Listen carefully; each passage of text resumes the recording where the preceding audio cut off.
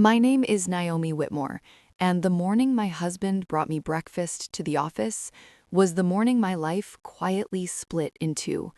If I had eaten that meal, my daughter would never have existed. It was just after 8, the city still half asleep, when Marcus Hale walked into my office carrying a thermal food container. That alone was strange.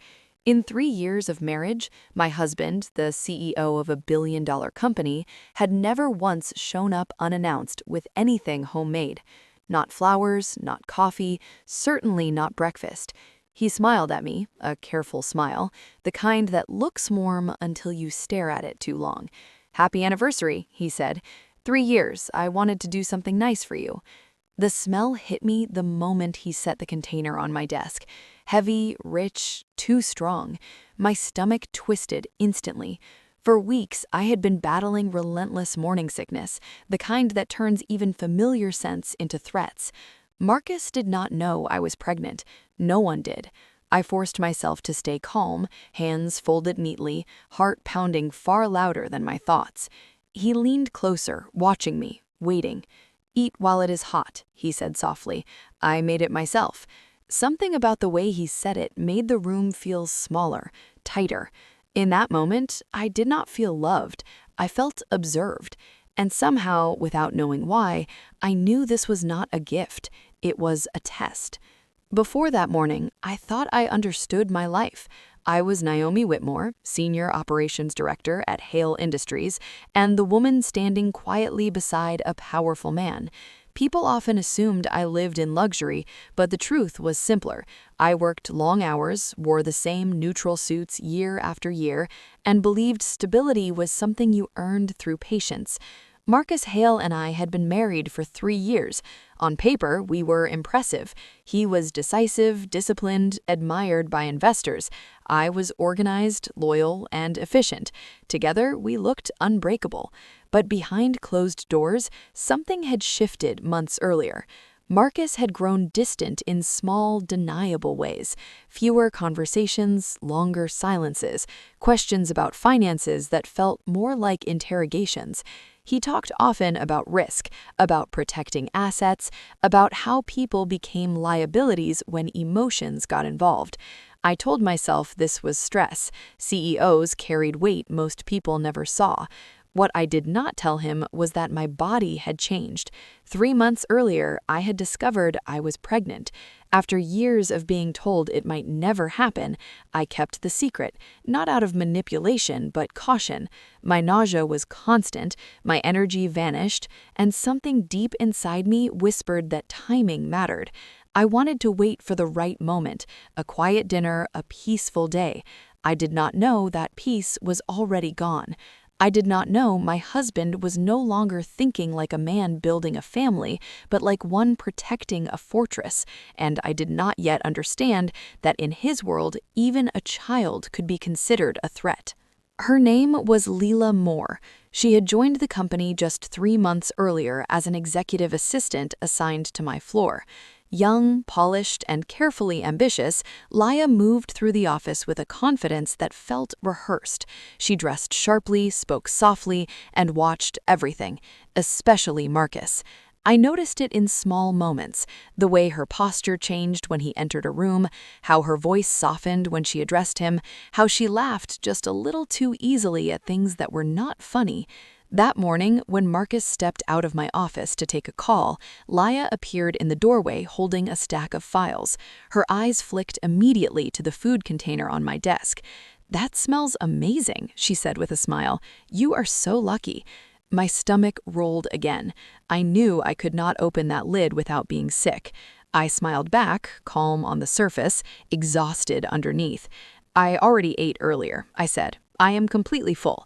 She hesitated, glancing down the hallway in Marcus's direction.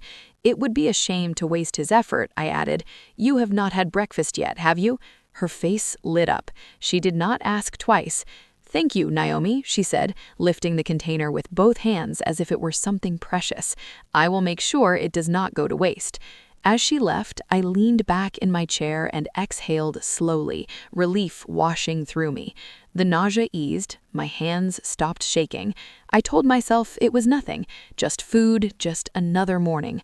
I did not know I had just passed something deadly into another woman's hands, and I did not know that within an hour the office would be filled with screaming. I was halfway through reviewing a report when the sound hit. It wasn't loud at first, just a dull thud from the open office area, like a chair tipping over. I remember pausing, pen hovering above the page, trying to decide whether to ignore it. Then the scream came. It tore through the floor with a sharpness that made my chest seize. This was not surprise or fear. This was pain, raw and uncontrollable. I stood up so fast my chair slid backward and ran toward the sound. Laya was on the floor beside her desk. The food container lay on its side, the contents spilled across the carpet. The smell was overwhelming now, mixed with something sour and metallic. Laya was clutching her stomach, her body curling in on itself. Her face had drained of color, lips trembling, eyes unfocused. Then I saw the blood. It was spreading beneath her, dark and unmistakable against the light carpet. Someone shouted for an ambulance. Another person started crying. Phones were out, hands were shaking. I stood frozen, my heartbeat roaring in my ears. This cannot be happening, I thought. This cannot be real. That was when Marcus appeared. He came out of his office fast, but he didn't rush to Laya. He stopped several steps away, staring at the blood on the floor. His face changed in seconds. Shock gave way to fear.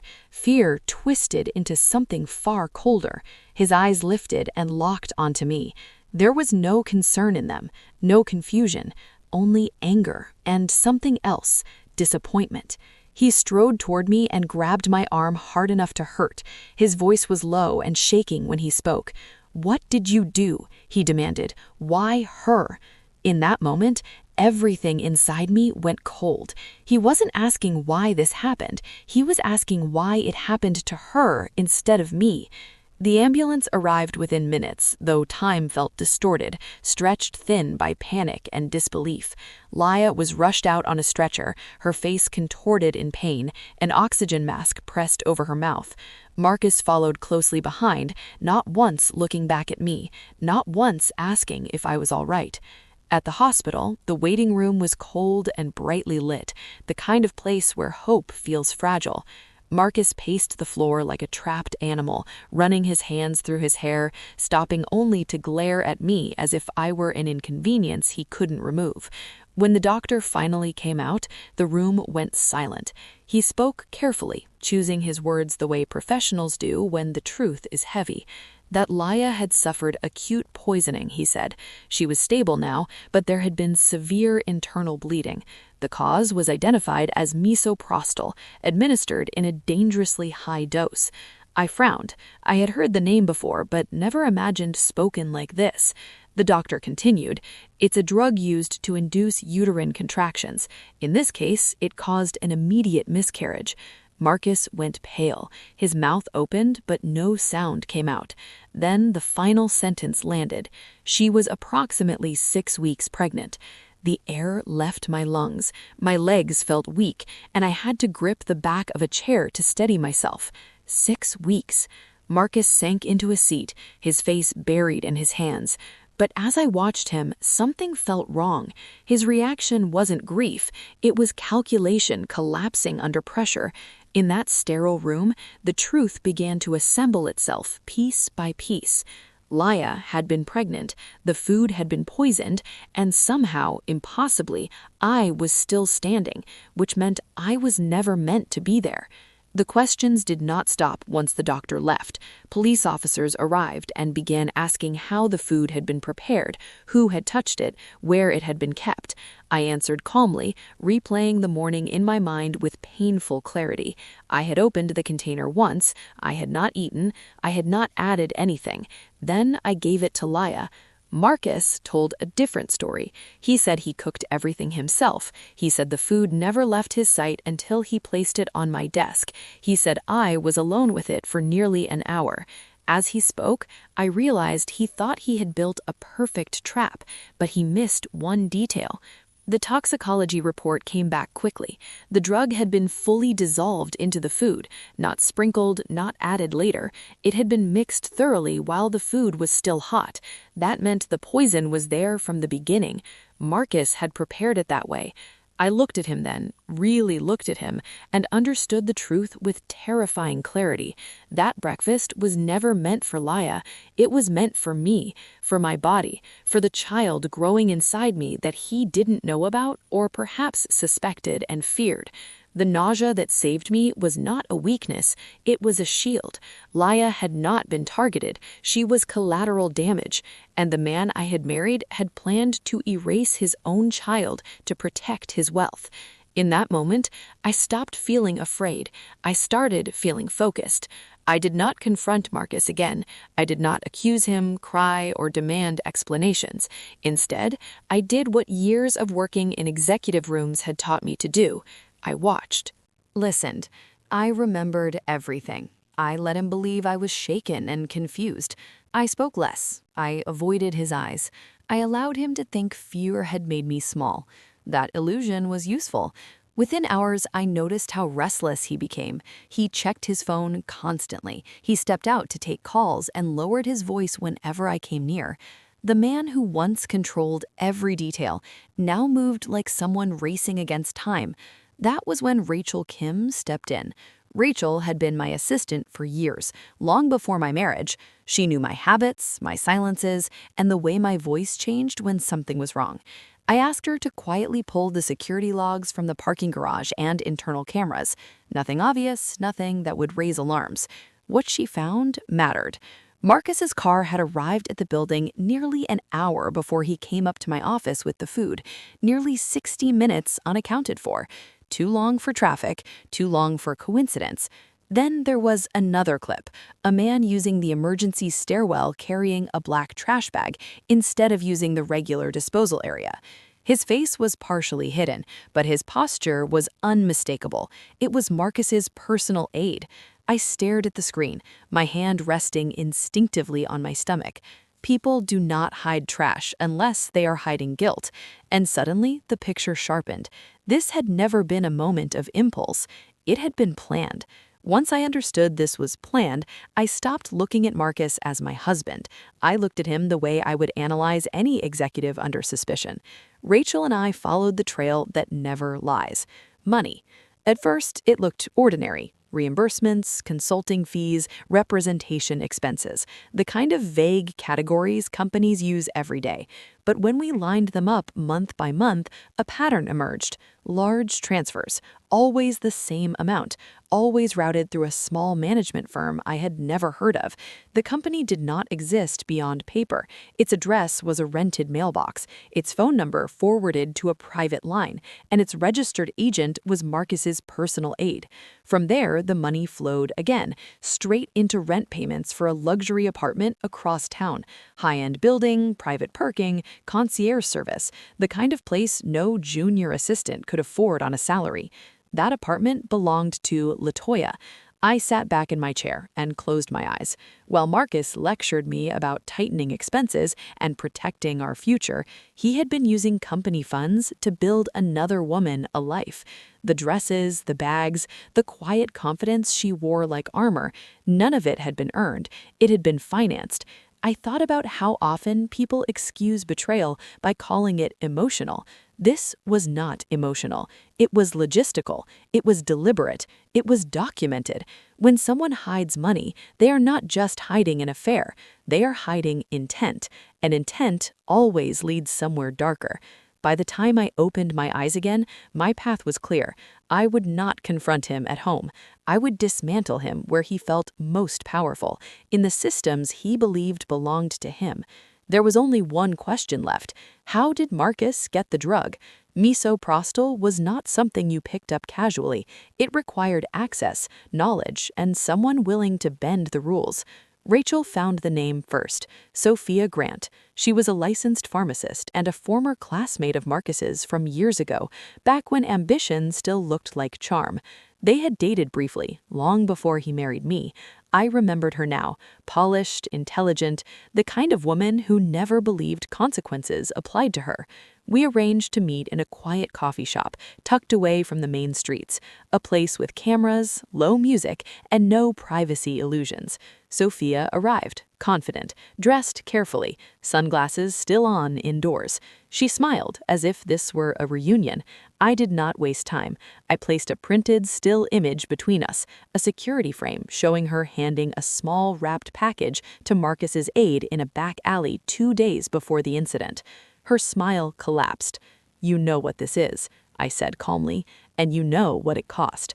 She tried to deny it at first, claimed it was paperwork, claimed I was reaching, but her hands were shaking and her eyes kept drifting to the door. I leaned forward slightly. "Marcus is already preparing to blame someone else," I said.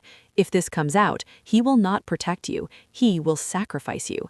Silence stretched between us. Then her shoulders dropped.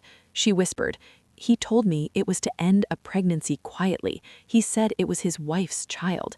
That was the moment Sophia realized she had not helped a man in trouble, she had helped commit a crime, and I was no longer asking, I was offering her a choice. Sophia did not cry right away. She sat very still, staring at the table between us, as if the wood might open and swallow her whole. Then, slowly, she reached into her bag and pulled out a small flash drive. She placed it near my hand, but did not let go. "I kept everything," she said quietly. "Messages, call recordings, payment confirmations. I did not trust him, not completely."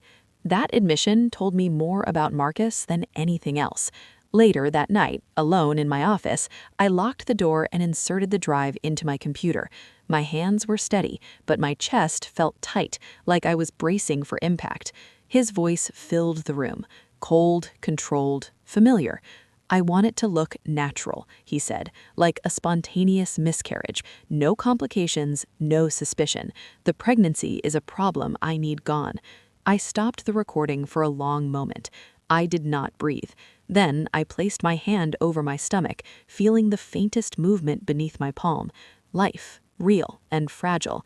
The nausea that had humiliated me, the weakness I tried to hide, all of it had been the reason my child was still alive.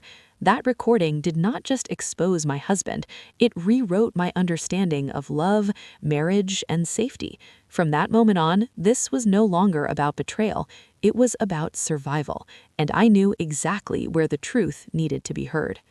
The board meeting was scheduled at 9 sharp. Marcus sat at the head of the long conference table, suit pressed, voice steady, playing the role he had perfected over years. To anyone watching, he looked like a man in control, confident, untouchable. I took my seat without meeting his eyes. The agenda moved quickly at first. Financial forecasts, expansion plans, numbers projected on the screen like nothing in the world had changed. Marcus spoke about vision and responsibility, about protecting shareholder value. When the vote was about to begin, I stood. The sound of my chair sliding back echoed louder than I expected. Every conversation stopped. Every eye turned toward me. "Before we approve anything," I said evenly, "I believe the board deserves to know who is actually managing this company and how that management has been conducted." Marcus stiffened. "This is not the place for personal matters," he snapped. "I agree. This is about corporate integrity." I nodded to Rachel, who connected my laptop to the projector. The screen lit up with bank statements, repeated transfers, shell accounts, rental payments tied to a luxury apartment. Murmurs spread around the table. Then I played the recording. Marcus's voice filled the room, stripped of charm and pretense, calmly discussing how to make a miscarriage look natural, how a pregnancy was an obstacle. No one spoke when it ended. Marcus lunged for the projector cable, shouting that it was fake, that I had manipulated the audio. Security stepped in before he reached it. I did not raise my voice. "This evidence has already been submitted to law enforcement," I said. "I am requesting an immediate suspension of Marcus Hale as CEO pending investigation." For the first time since I had known him, Marcus looked small. The vote was unanimous. The doors to the boardroom opened before anyone could say a word. 2 police officers stepped inside, followed by a legal representative from corporate compliance. The air shifted instantly. What had felt like a professional meeting became something else. "Mr. Hale, one officer said.